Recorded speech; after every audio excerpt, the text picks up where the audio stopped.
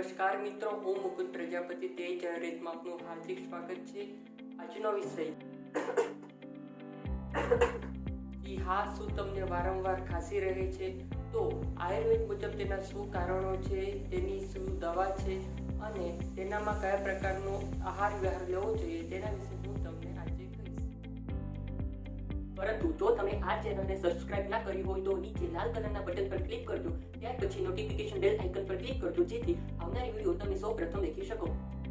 ખાંસી થવાના કારણોમાં પહેલું ધૂળ અને ધુમાડાના વધારે પડતા સંપર્કમાં આવવું, બીજું વૃક્ષ પદાર્થનું સેવન કરવું, ત્રીજું દિવસ દરમિયાન ઊંઘી રહેવું અને રાત્રિ દરમિયાન જાગવું, ચોથું વધુ પડતા પ્રમાણમાં કસરત કરવાથી, પાંચમું લાંબા સમય સુધી ઠંડા પ્રદેશમાં બેસી રહેવું, છઠ્ઠું વધુ પડતા ઉપવાસ કરવા। આ બધા કારણો ખાંસી માટે જવાબદાર છે।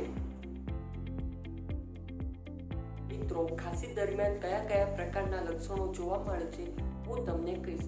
પહેલું, વારંવાર ખાંસી આવે છે, એની સાથે ગળામાં દુખાવો રહે છે।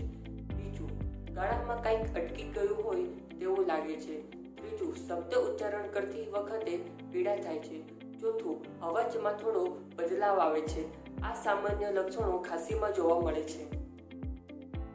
આયુર્વેદ મુજબ ખાંસી માટે કઈ કઈ ઔષધિ ઉપયોગી છે તેના વિશે હું તમને કહીશ।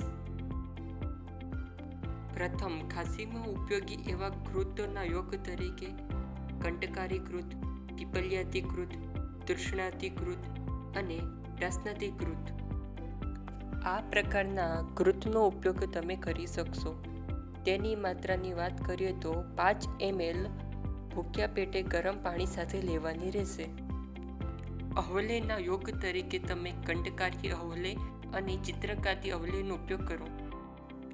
તેની માત્રા 5 થી 10 ગ્રામ ગરમ દૂધ અથવા મધ અથવા ગરમ પાણી સાથે લઈ શકો છો। ચૂર્ણના યોગ તરીકે તાલીસાદી ચૂર્ણ, કટફલાદી ચૂર્ણ, યષ્ટિમધી ચૂર્ણનો પ્રયોગ કરી શકો છો।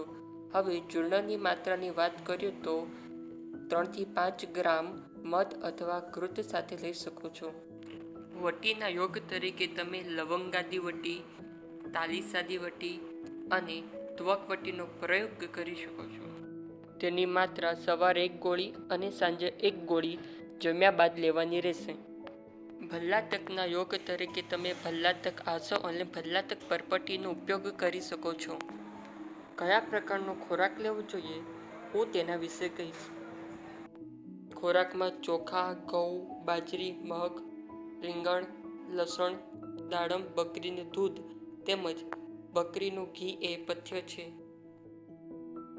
આ વિડીયો હવે સમાપ્ત થાય છે। જો આ વિડીયો ગમ્યો હોય તો વિડીયોને લાઇક, શેર અને ચેનલને સબસ્ક્રાઇબ કરવાનું ભૂલતા નહીં। જય હિન્દ, વંદે માતરમ।